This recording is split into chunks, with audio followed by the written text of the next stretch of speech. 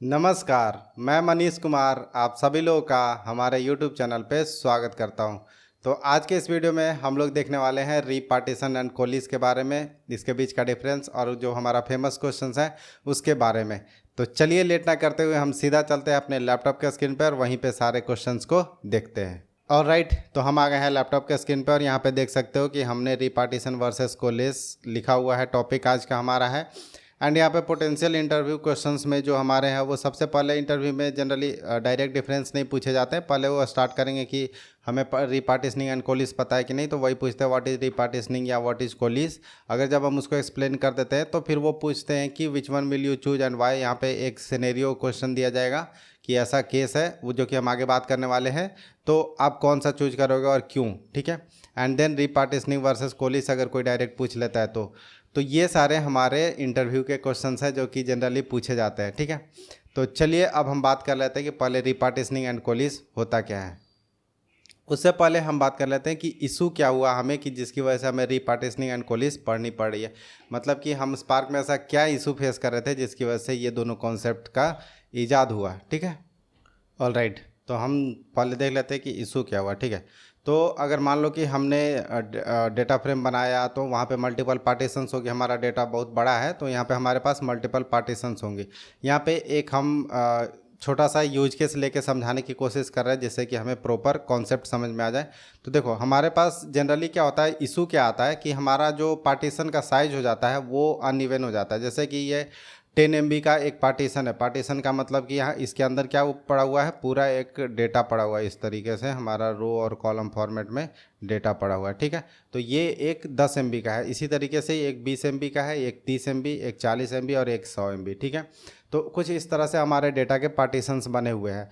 अब क्या है कि जब हम इस पर प्रोसेसिंग करते हैं तो आपको भी पता होगा या फिर आप यूज के यहाँ से समझ सकते हो कि अगर कोई 10 MB के डेटा को प्रोसेस करना है और कोई 100 MB के डेटा को प्रोसेस करना है, और दोनों में टाइम का डिफरेंस आ जाएगा, राइट। तो यहाँ पे जो हमारा 10 MB वाला डेटा होगा बहुत जल्दी रन हो जाएगा, लेकिन यही चीज़ अगर 100 MB के डेटा पे करा जाए तो बहुत ज़्यादा टाइम लगेगा। इसका मतलब कि जब हम प्रोसेसिंग कर रहे थे तो हमारा बहुत देर तक हमारा एग्जीक्यूटर क्या था, आइडल बैठा हुआ था। मान लो कि अगर ये 5 एग्जीक्यूटर पे चल रहा है, ठीक है, ये एग्जीक्यूटर 1, ये एग्जीक्यूटर 2, ये 3, ये एग्जीक्यूटर 4 और ये एग्जीक्यूटर 5।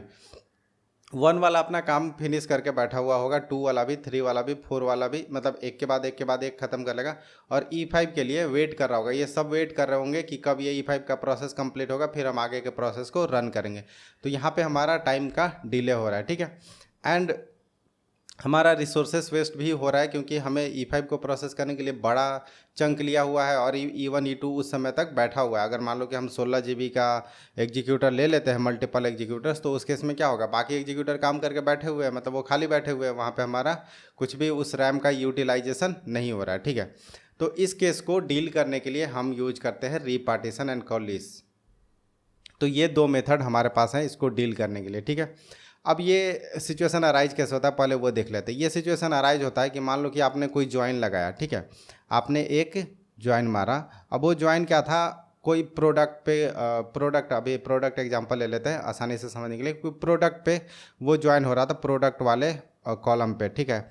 अब क्या है कि आपके पास जो प्रोडक्ट होते हैं, अगर आप कंपनी चलाते हो तो आपका कोई बेस्ट सेलिंग प्रोडक्ट होगा, और जो बेस्ट सेलिंग प्रोडक्ट होंगे उसमें नंबर ऑफ़ रिकॉर्ड ज़्यादा होगा। तो नंबर ऑफ़ रिकॉर्ड ज़्यादा होंगे तो वो ज्वाइन होने के बाद एक जगह पे आके जमा हो जाएगा। मतलब एक जैसे ये हमारा क्या हो सकता है कि ये हमारा जो है वो सबसे बेस्ट सेलिंग प्रोडक्ट था, इसलिए ये यहाँ पे आ गया।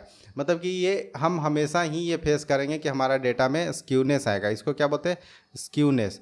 तो ये हमारा डेटा क्या हो चुका है, स्क्यूड हो चुका है। एक डेटा यहाँ पे है और बाकी चीज़ नहीं हो रहा है। अगर आप प्रोसेस रन किए होगे तो देखे होगे कि 199 आउट ऑफ 200 ये वाला चीज़ बहुत बार आपको देखने को मिलता है कि 199 पार्टीशन तो प्रोसेस हो गया, लेकिन वो जो लास्ट वाला पार्टीशन है वो बहुत ज़्यादा टाइम ले रहा है। तो यही सारी चीज़ें थी जिसकी वजह से हमें रीपार्टीशन एंड कोलिस की ज़रूरत पड़ी। तो चलो अब हम समझ गए हैं कि हमारा इशू क्या आ रहा था। इशू समझ में आ गया तो उसका सोल्यूशन भी हम ढूंढ लेंगे, ठीक है। तो अब हम क्या करने वाले हैं, दो चीज़ कर। अब यहाँ पे देखो, अब हम यहाँ पे दोनों लिख ही लेते हैं एक ही साथ कि यहाँ पे हम रीपार्टीशन बताएंगे और इधर कोलिस बताएंगे, ठीक है। रीपार्टीशन कोलिस, तो अब रीपार्टीशन में क्या होता है, रीपार्टीशन में हमारा डेटा सफल होता है और सफल हो के इसको इवन करने की कोशिश करता है। जैसे कि अगर यहाँ पे मेरा टोटल डेटा कितना हो गया 100 MB 140 170 190 200 राइट, 200 MB का हमारा टोटल डेटा था और इस पर कितने हमारे एग्जीक्यूटर चल रहे थे 2 4 5 एग्जीक्यूटर चल रहे थे। अगर हम इसको 5 एग्जाम्पल के लिए ले रहे हैं 5 एग्जीक्यूटर चल रहे थे, अगर हम इसको 5 पार्टीशन में भी बना देना तो ये क्या करेगा कि ये 5/200 मतलब कि 40 MB का पर पार्टीशन बना के दे देगा। तो जब हम रीपार्टीशन करेंगे तो हमारा कुछ डेटा इस तरीके से दिखेगा, ठीक है, इस तरीके से दिखेगा 40 MB 40 MB, ठीक है। इन सब का हम प्रैक्टिकल भी करके देखने वाले हैं, पहले ये समझ लेते हैं कि ये काम कैसे कर रहा है और ये कर क्यों रहा है। तो यही है हमारा 5 बार आ जाएगा, इसको और बना ही देते हैं चलो, ठीक है। तो ये क्या करेगा 40 MB के पर पार्टीशन हमारे को बना के दे देगा अगर हम यहाँ पे बोलते हैं कि हमें 5 पार्टीशन चाहिए, ठीक है। लेकिन कोलिस के केस में ऐसा नहीं होता। कोलिस क्या करता है, कोलिस मर्ज कर देता है। जैसे मान लो कि इसने देखा कि अच्छा इतने सारे हैं, तो वो क्या करेगा कि वो बोलेगा कि अच्छा इन दोनों को हम मर्ज कर देते हैं, ठीक है, इन दोनों को हम मर्ज कर देते हैं, एक में ला देते हैं। तो 20 MB और 10 MB कितना हो जाएगा 30 MB। इसी तरीके से इसको क्या करेगा, इन दोनों को ऐसे मर्ज कर देगा। तो इस दोनों को ऐसे मर्ज कर देगा तो कितना बनेगा 70 MB और ये 100 MB। तो हमारा पार्टीशन अभी भी इसके होने के बाद भी हमारा कुछ इस तरीके से दिखेगा। देखो एक ये दिखेगा 30 MB, ठीक है। इसी तरीके से एक दिखेगा 70 MB और ये जो हमारा लास्ट वाला दिखेगा वो दिखेगा 100 MB। तो ये ऐसा नहीं करता है कि हमारे डेटा को इवनली डिस्ट्रीब्यूट नहीं करता है, ये बस क्या करता है कि वो जो पार्टीशन है ना उसको देखता है कि कौन कौन से ऐसे पार्टीशन है जिसको हम मर्ज कर सकते हैं। अब इसको हम यहाँ पे कोलिस में 3 लिए थे, यहाँ पे हम लिख देते हैं, और रीपार्टीशन में हमने 5 लिया था, ठीक है। मतलब कि हम कोलिस करके बोल रहे हैं कि हमको सबको ये कर दो, मर्ज करके हमें छोटा मतलब हमें कम दे दो, 3 दे दो, 4 दे दो, इस तरीके से हम डिफाइन करते हैं कि हमें कितना चाहिए। अब इसके आगे और भी आएंगे हम चीज़ें पे, बट ये डेटा को सफल नहीं करता है। लेकिन रीपार्टीशन के केस में क्या हो रहा है, ये डेटा को सफल कर रहा है। मतलब कि इसका 10 MB का डेटा जो है और यहाँ पे अगर एक 20 MB का डेटा है, तो इन दोनों को सफल करके अगर ये 30 MB बनता है तो इसको क्या करेगा कि मेक श्योर करेगा कि दोनों में डेटा सफल होके 15-15 MB का 2 पार्टीशन बन जाए, ठीक है। तो यही होता है हमारा रीपार्टीशन में कि इस केस में हमें सफलिंग करना पड़ता है। और सफलिंग का जब बात आएगा, अगर यहाँ पे सफलिंग होगा, यहाँ पे क्या होगा सफलिंग, यहाँ पे क्या होगा नो सफलिंग, ठीक है। यही डिफरेंस हम देखते जा रहे हैं। अब सफलिंग होने से भी इशू होगा। इशू क्या होगा, एक्सपेंसिव ऑपरेशन है, राइट। ये क्या है, ये सफलिंग है एक्सपेंसिव। अब एक्सपेंसिव है तो ये नॉट एक्सपेंसिव, राइट। अब ये एक्सपेंसिव है तो इसके कुछ फ़ायदे और कुछ नुकसान दोनों होंगे, राइट। तो इसके प्रॉज एंड कॉन्स की बात कर लेते हैं कि इसके प्रॉज क्या है, इसके कॉन्स क्या है, यही क्वेश्चन हमसे पूछे भी जाते हैं। तो प्रॉज में क्या होगा कि ये इवनली डिस्ट्रीब्यूटेड डेटा मिलेगा, इवनली डिस्ट्रीब्यूटेड डेटा, ठीक है। और कॉन्स में क्या है कि मोर आयो होगा, ठीक है। आयो जो हमारा इनपुट आउटपुट परफॉर्म होगा वो बहुत ज़्यादा ही परफॉर्म होगा, क्योंकि डेटा क्या हो रहा है सफल हो रहा है। अब डेटा सफलिंग वाली चीज़ एक हम पिछले वीडियो में बता दिए थे, एक एक डेटा को पकड़ के सफल करना सिखा रहे थे, तो वहाँ पे आप देख लोगे तो आपको समझ में आ जाएगा कि डेटा सफलिंग कैसे किया जाता है, ठीक है। यहाँ पे हैश बेस्ड सफलिंग होती है, ठीक है, हैश बेस्ड सफलिंग होती है, जो कि आप देख लेना, ठीक है। अब क्या हो गया कि यहाँ पे नो सफलिंग हो रहा है, नॉट एक्सपेंसिव है, तो इसके भी कुछ प्रॉज एंड कॉन्स होंगे। नॉट एक्सपेंसिव एक ऑलरेडी इसके प्रॉज हो गए, तो इसके कॉन्स क्या हो गए, ये तो हमारा प्रॉज हो गया। अब कॉन्स क्या हो गया कोलिस का, ये यहाँ पे डिफरेंस चल रहा है, तो ये ध्यान देना कि ये हम जो है ना ये इस तरीके से इसको स्प्लिट मार देते हैं, यहाँ पे इस तरीके से ये स्प्लिट है हमारा, ठीक है। तो हमारा कॉन्स में आ जाएगा कि अनइवन डेटा डिस्ट्रीब्यूशन, ठीक है, अनइवन डेटा डिस्ट्रीब्यूशन, ठीक है। तो अब यहाँ पे क्वेश्चन आता है कि तो फिर हमें अगर अनइवन डेटा डिस्ट्रीब्यूशन मिल रहा है तो हम चूज ही क्यों करें, राइट। तो चूज इसलिए करना है क्योंकि आपका यूज केस अगर ऐसा बनता है कि आपको थोड़े बहुत अगर जैसे मैं तो यहाँ पे दिखा रहा था कि स्क्यू हो गया डेटा, लेकिन अगर कभी कभी होता है कि हमारा कम डेटा स्क्यू हुआ है या फिर थोड़े बहुत चेंजेज हैं, तो उस केस में हम क्या करते हैं, हम करते हैं कि हम कोलिस कर लेते हैं। यहाँ से हमारी सफलिंग बच जाएगी, और सफलिंग बच जाएगी मतलब कि हम बहुत बड़ा टाइम बचा पा रहे हैं, वहाँ पे हम कॉस्ट बचा पा रहे हैं। तो यहाँ पे फिर ये ऐसा नहीं है कि इसको यूज करेंगे या इसको यूज करेंगे, ये यूज केस पे डिपेंड होता है कि हमें कौन सा वाला यूज करना है, ठीक है। इसके अलावा रीपार्टीशन जो है ना, एक ये पॉइंट याद कर लेना कि रीपार्टीशन जो है वो कैन इंक्रीज और डिक्रीज लिख देते हैं, नहीं तो फिर आप लोग भूल जाओगे। इंक्रीज और decrease the number of partition, ठीक है। ये क्या कर सकता है, नंबर ऑफ पार्टीशन को कम या ज़्यादा दोनों कर सकता है, ठीक है। लेकिन कोलिस जो है can only decrease the number of partition, ये सिर्फ घटा सकता है। ये ऐसा क्यों कर पा रहा है, क्योंकि ये मर्ज कर रहा था, तो मर्ज करने से नंबर ऑफ पार्टीशन बढ़ नहीं सकते हैं, राइट। अगर हम इसको मर्ज कर रहे हैं, ये 5 था पहले, इसको हम ये दोनों और ये दोनों मर्ज कर दिए, तो ये तो कन्वर्ट होकर 3 बन गया। मतलब कि ये घटा सकते हैं लेकिन इसको बढ़ा नहीं सकते हैं। तो अगर मान लो कि आपकी यूज केस ऐसी आती है कि आपको पहले 5 पार्टीशन थे, अब 10 चाहिए, तो आपके पास कोई और चॉइस ही नहीं है, आपको सीधा रीपार्टीशन के लिए ही जाना पड़ेगा, ठीक है। तो अभी तक हम पूरी तरीके से प्रॉब्लम समझ गए, उसके यूज केस समझ गए, और कब कहाँ पे कौन सा यूज करना है वो भी समझ गए हैं, ठीक है। तो चलिए अब हम प्रैक्टिकल कर लेते हैं, क्योंकि प्रैक्टिकल नहीं करेंगे तो चीज़ें ज़्यादा क्लियर नहीं हो पाती हैं। और हमने आपके लिए ऑलरेडी टाइम बचाने के लिए प्रैक्टिकल का चीज़ें कर रखा है, तो मैं आपको सीधा ले चलता हूँ नोटबुक पे। देखो पहले ये इंपोर्ट कर लेना, ये सारी चीज़ें अभी हम नहीं सिखाएंगे।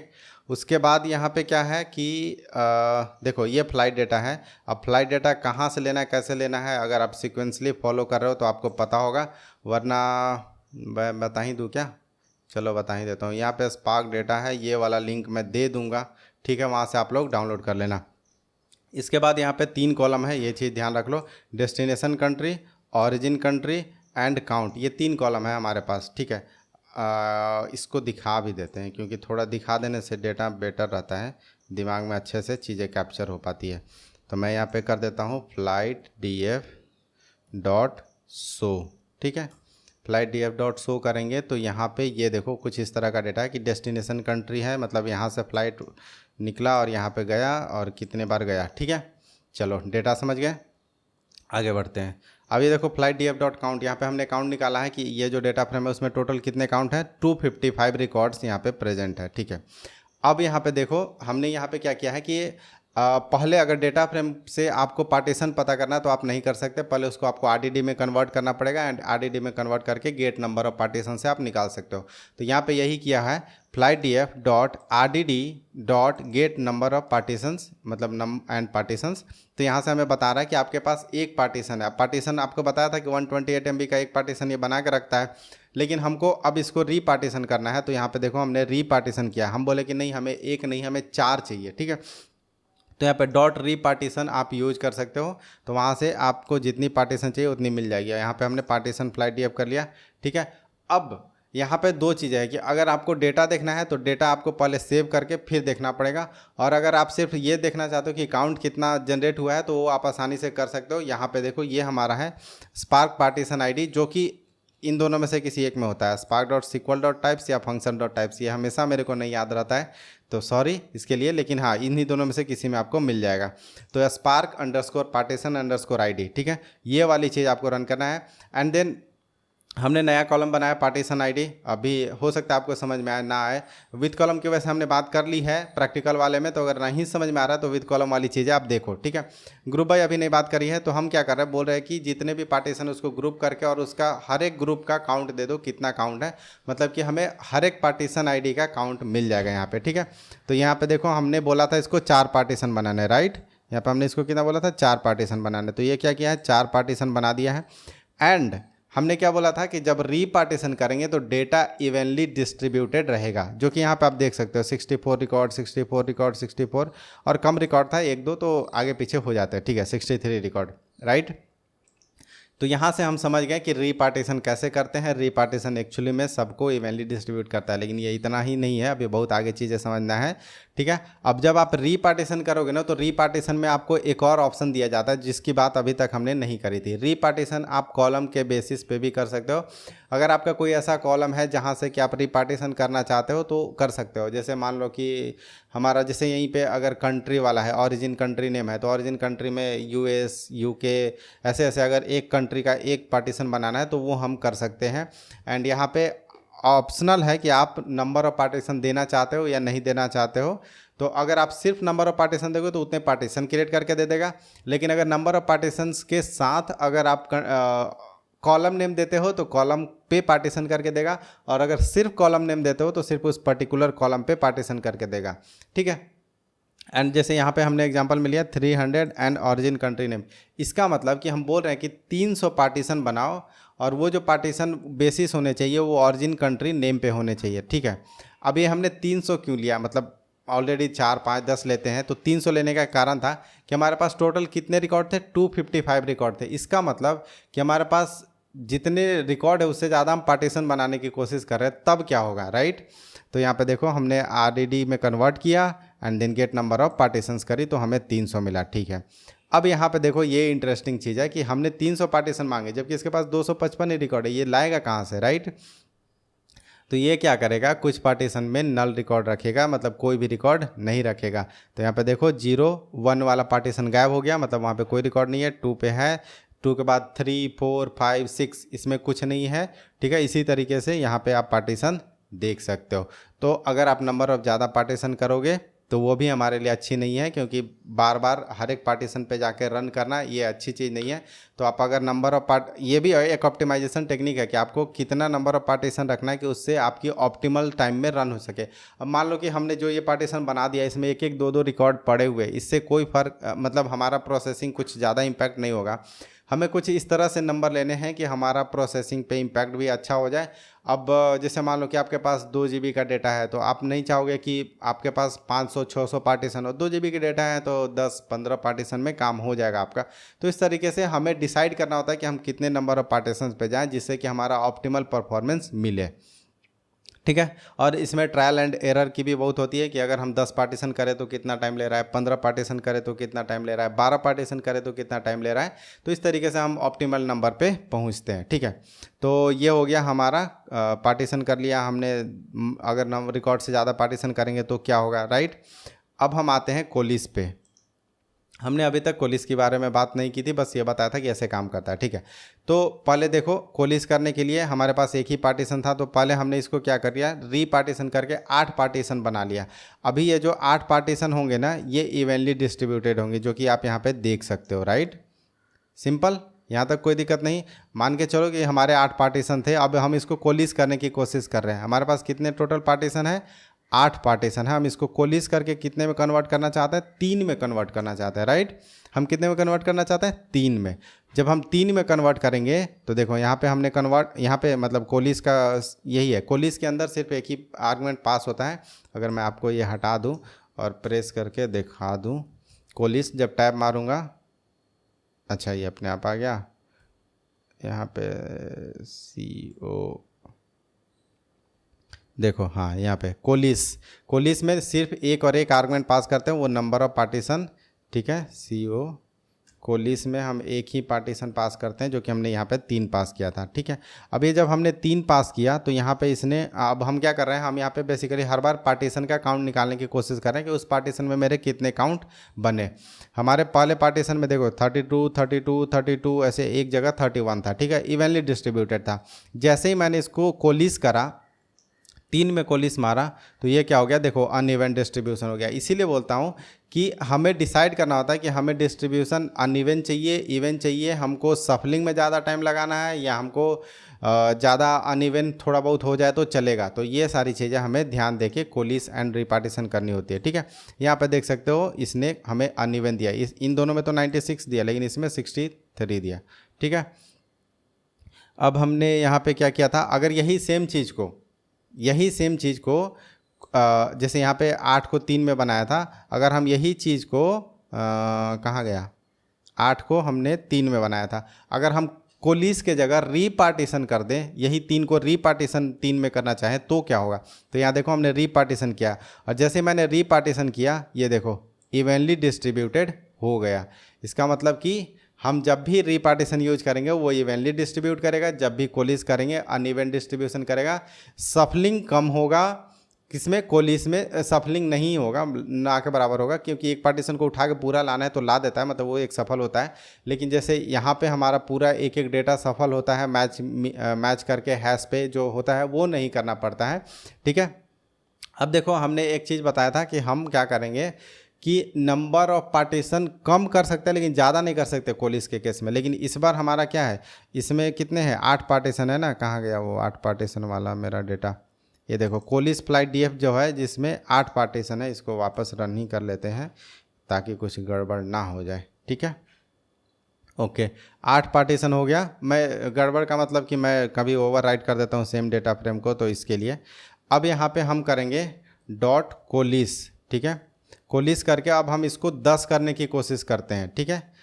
एंड कोलिस 10 करेंगे, फिर RDD में कन्वर्ट करेंगे, फिर चेंज कर सकते हो आप, गेट नंबर ऑफ पार्टीशन करेंगे तो ये देखो हमें 10 नहीं देगा, ये हमें कितना देगा 8 ही देगा, क्योंकि हम कोलिस में घटा तो सकते हैं, मर्ज तो कर सकते हैं, लेकिन इसको बढ़ा नहीं सकते, इसलिए इसने 8 ही दिया।